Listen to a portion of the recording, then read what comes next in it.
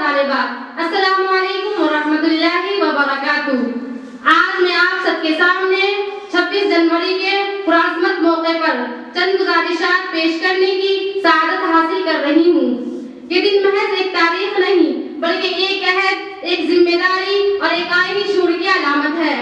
26 جنوری یہ دن ہے جب ہمارے ملک میں دستور نافذ ہوا۔ آزادی حاصل کرنا ایک عظیم مرحلہ تھا، مگر آزادی کو منظم، محفوظ اور پائیدار بنانے کے لیے دستور کا نفاذ ناگزیر تھا۔ یہی دستور ہمیں اکوالیٹی، لبرٹی جیسی بنیادی قدروں سے جوڑتا ہے۔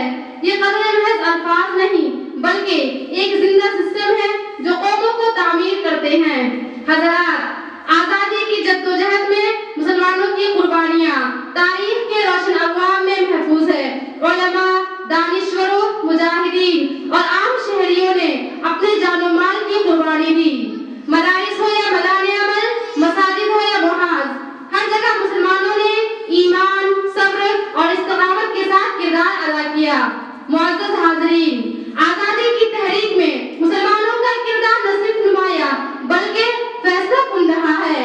علماء نے قلم کے ذریعے، مجاہدین نے میدان کے ذریعے اور عام مسلمانوں نے آرام، سکون، اپنی جان و مال، حتیٰ کہ اپنی نسلوں کے مستقبل کو قربان کر کے اس وطن کی بنیادوں کو مضبوط کیا۔ قرآن مجید ہمیں تاریخ کا ایک اٹل قانون بتاتا ہے، ان اللہ لا یغیر ما بقوم حتی یغیروا ما بانفسہم۔ اللہ کسی قوم کی حالت نہیں بدلتا جب تک کہ وہ خود اپنی حالت نہ بدلے۔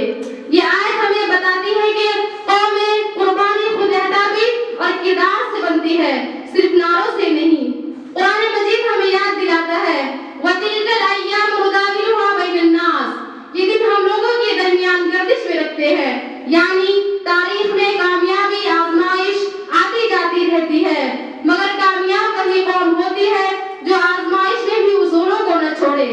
آزادی کے بعد سب سے بڑا سوال یہ تھا کہ قوم کو کس بنیاد پر چلایا جائے۔ جواب تھا دستور۔ دستور نے ہمیں رول آف لا دیا، یعنی قانون کی بالادستی، کسی ایک فرد یا طبقے نہیں بلکہ قانون کی حکومت۔ یہی وہ مقام ہے جہاں قرآن و سنت کی تعلیمات اور آئینی قدریں ایک دوسرے سے ہم آہنگ نظر آتی ہے۔ قرآن کہتا ہے، ان اللہ یامر بالعدل والاحسان، بے شک اللہ عدل اور احسان کا حکم دیتا ہے۔ عدل، یہ وہ بھاری لفظ ہے جس پر میں اعراب کے ساتھ توجہ دینا چاہوں گی، کیونکہ عدل کے بغیر کوئی دستور کامیاب نہیں ہو سکتا۔ جمہوریت اور اسلامی تعلیمات، یہ بات قابل غور ہے کہ جمہوریت کی اصل وہ مشاورت ہے۔ اسلام بھی ہمیں مشاورت کی تعلیم دیتا ہے۔ وَأَمْرُهُمْ شُورَىٰ بَيْنَهُمْ، اور ان کے معاملات آپس کی مشاورت سے طے پاتے ہیں۔ یہ آیت ہمیں بتاتی ہے کہ ڈیسیژن میکنگ میں عوام کی رائے، ذمہ داری اور شرکت کتنی اہم ہے۔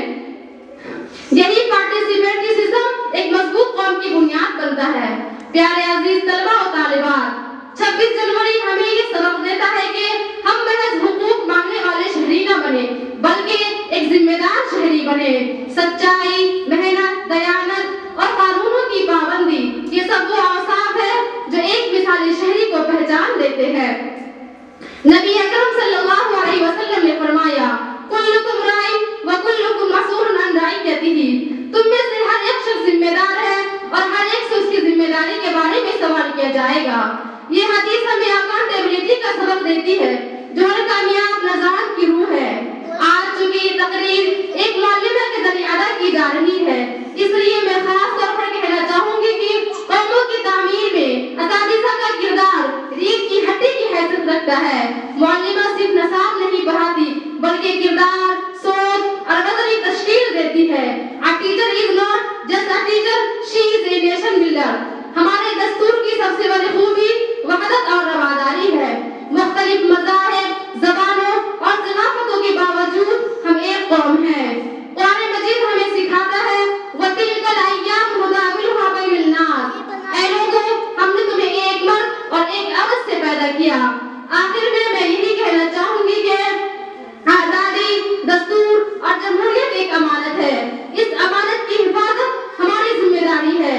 آئیے آج اس دن ہم عہد کریں گے اپنے کردار سے، اپنی محنت سے اور دیانتداری سے اس ملک کے دستور کو مضبوط بنائیں گے۔ فرمائیں گے۔ اللہ تعالیٰ ہمیں حق پہ کہنے، حق پہ چلنے اور حق کی سننے کی توفیق عطا فرمائے۔ وما علینا الا البلاغ۔